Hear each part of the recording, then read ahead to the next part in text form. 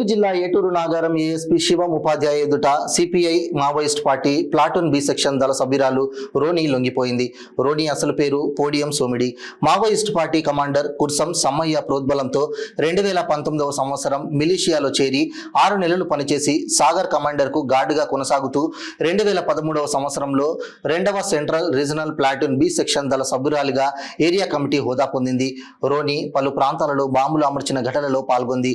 అంతేకాకుండా ఛత్తీస్గఢ్ కర్రెగుట్ట ఎదురు కాల్పుల్లో జరుగుకొండ పిఎస్ సిఆర్పిఎస్ పోలీసులపై కాల్పులు జరిపిన ఘటనలో, ధర్మారం పోలీసుల క్యాంపుపై కాల్పుల ఘటనలో, కవరగుట్ట పోలీసుల దాడులలో తప్పించుకున్న ఈమెపై పలు కేసులున్నాయి. రోనిపై ప్రభుత్వం 4 లక్షల రివార్డును ప్రకటించింది. మావోయిస్టు పార్టీ భావజాలాలపై విరక్తి చెంది పని భారం, తక్కువ క్యాడర్లపై తిండి విషయంలో వివక్షతలు చూపడం, ప్రజల నుండి డబ్బులు వసూలు చేసి ముఖ్య నేతలు పంచుకుంటున్నారని విచక్షణారహితంగా కొట్టడం, బయట జరుగుతున్న అభివృద్ధి కార్యక్రమాలకు సాధారణ జీవితం గడపాలని లొంగిపోయినట్లు, ప్రభుత్వం అందజేస్తున్న సంక్షేమ పథకాలతో జనజీవన స్రవంతిలో చేరారని ఏఎస్పీ శివం ఉపాధ్యాయ తెలిపారు.